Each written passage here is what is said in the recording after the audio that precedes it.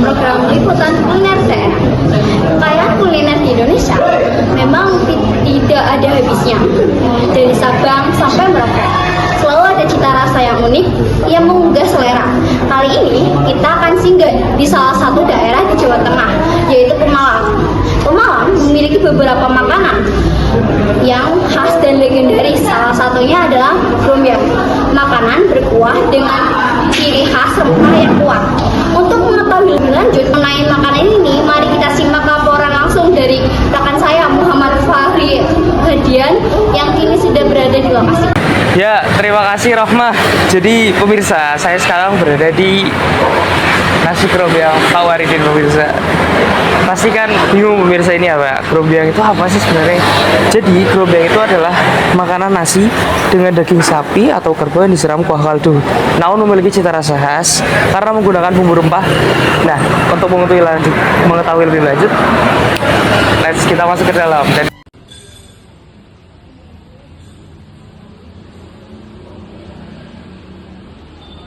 Depan. Oh iya ya. Kelas berapa? Saya kelas 11 Pak sekarang. Oh, kelas berarti kelas 3 Pak ya? Oh masih kelas 2, masih kelas 11 ya. Coba, jadi saya ada tugas untuk meliput. Kebetulan kami dapat grombyang Pak, jadi kami pilih sini. Lebih enak. Iya Pak. Tarik mana-mana. Dekat Pak. Iya ya. Jadi saya ingin tanya Pak, kalau grombyang itu sebenarnya apa Pak? Grombyang itu budaya nenek moyang ya istilahnya, khas Malang ya, Malang. Grombyang itu buat tanda tanya makanan kuliner, istilahnya itu orang bertanya-tanya grombyang itu apa? Pertanyaan kan bertanya ya, grombyang itu apa ya? Grombyang itu nasinya sedikit, kuahnya banyak. Di grombyang sama yang sate buat grombyang. Nah itu boleh dikatakan soto bukan, rawon bukan, kan aneh. Nah itu yang menjadikan rasa pun juga aneh kayak gitu. Makanya grombyang itu istilahnya buat Pemalang, alhamdulillah bisa bertahan lama. Ya, jadi khas gitu Pak, ciri khas Pemalang. Jadi, menurut Pak Waridin, grombyang adalah budaya nenek moyang khas Pemalang, atau yang disebut dengan istilah makanan kuliner yang identik dengan nasinya sedikit namun kuahnya banyak, serta dipadukan dengan sate babat dan daging. Apalagi Berikutnya, kalau grombyang Bapak ini sejak kapan Pak? kalau Pak Waridin itu berdiri tahun 1978.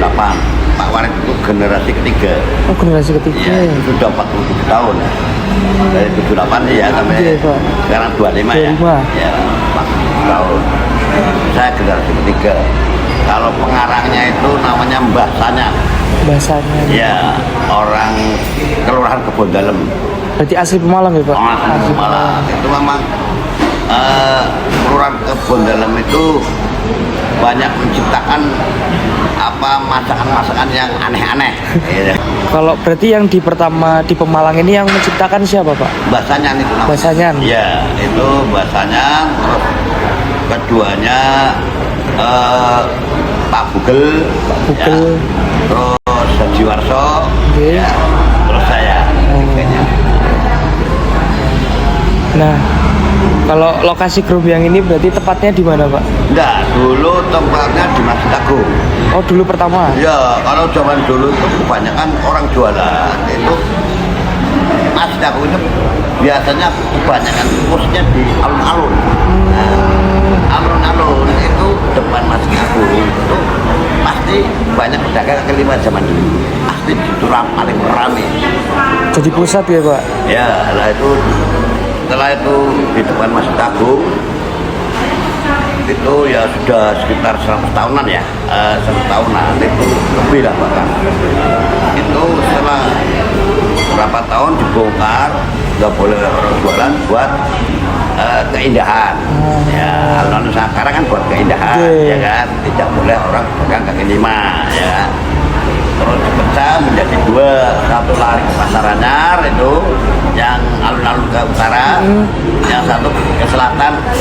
Dulu itu Pasar Impres di sini Cirandu, terus dan terminal. Nah itu saya Pasar Impres di terminal saya sudah jualan. Berarti udah 40 tahun lah. Itu awalnya dari alun-alun Panas Aku. Ya perdagangan emas. Pusatnya gitu. Makanan enak-enak pun di situ. Oke. Oke. Kalau Bapak, kenapa Bapak lebih berpikir untuk memulai buka usaha dari Grombyang, Pak? Awalnya ya saya ikut pamannya Haji Warso. Sambil sekolah sambil kerja, ya kan. Cuma karena posisinya yang namanya sekolah sambil kerja kan pasti kurang fokus. Iya Pak, nggak bisa total lah. Ya kan. 9 tahun aja Pak Martin sekolah nggak dapat ijazah karena bodoh. Nah, akhirnya timbul berpikir lah daripada bodoh dah yang enak jual Grombyang. Usaha ya Pak. Nah, kalau lainnya teman-teman sudah jadi presiden jadi apa sih jual Grombyang. Tapi sesuatu sih hebat Pak. Jadi udah fokusnya ke Grombyang. Nah, kalau proses pembuatan Grombyang itu awalnya berarti dari apa Pak sebenarnya? Terutama dari bumbu dapur, terutama itu nomor 1 itu laos yang paling punya. Karena laos itu secara dalam untuk dimasak itu menghantar badan itu masak. Iya. Laos jahe pun berapa persennya lah dibandingkan laos. Kalau laos itu hampir 90% itu laos nomor 1. Itu dari pembuatan Grombyang semuanya dari bumbu dapur ditumpuk terus digoreng. Nanti kalau udah ada dagingnya udah jadi kaldu itu dimasukin. Keduanya masalah sate itu bahasanya itu pakai kelapa. Nah itu yang di sate itu lendo itu dipupuk. Wah zaman dulu susah jual Grombyang. Sekarang sih agak modern karena prosesnya banyak. Artinya apa? Zaman teknologi sengaja segala sesuatu tidak manual. Manual susah. Ya marut tahu saja yang tua yang bisa jarinya rontok. Setiap hari gitu Pak. Ya kelapa, apalagi kelapa kalau marut kelapa itu satu hari kan sampai 50 waktu rontok.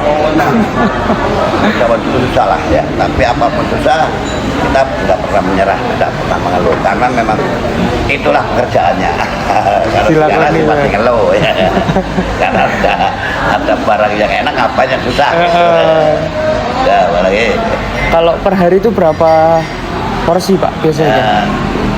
Kalau zaman tahun 2015-an, mana justru habisnya banyak mas. Karena apa? Dulu itu nggak banyak saingan makanan-makanan yang lain, bukan jenis ya. Artinya makanan itu sekarang tuh apa dari 2020 ke sana itu makanan bermacam-macam dari luar kota maupun apa saja. Banyak kafe kalau dulu 2015 saya bisa habis kalau hari ini libur 1 kintal lebih. Sekarang malah paling tinggi-tingginya 1 kintal. Kalau hari libur loh ya. Kalau hari biasa paling nggak cukup 50-60. Kalau dulu habisnya banyak. Karena itulah tadi persaingan makanan terlalu banyak dan ibarat saya mau dikasih 10 itu nanti dibagi orang kasih 2 jadi saya ini dikurangi dapatnya 6 gitu. Itu karena persaingan banyak makanan. Jadi orang dagang itu bukan masalah persaingan jenis tapi banyak makanan gitu. Ya mungkin dari saya sudah cukup Pak.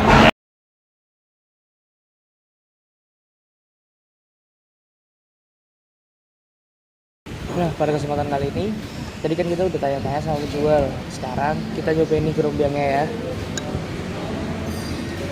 Silahkan. Selanjutnya akan dilanjutkan dengan rekan saya Alfa Rezal yang akan mewawancarai pembeli yang berada di. Apa yang membuat Bapak membeli Grombyang ini daripada makanan lain, Pak?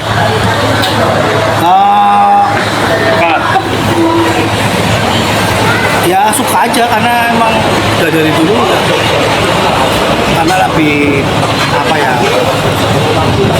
suka dari kecil udah kasih Grombyang senang aja emang sendiri ya mas Iya. ya. Jadi ya mungkin lebih lain. Ya. Kalau saya di kota lain itu nggak ada tuh Grombyang tuh. Makanya kan saya lebih memilih Grombyang. Berarti lebih identik gitu ya Pak? Lebih identik. Baik, selanjutnya ini kapan menurut Bapak waktu yang tepat untuk memakan Grombyang ini?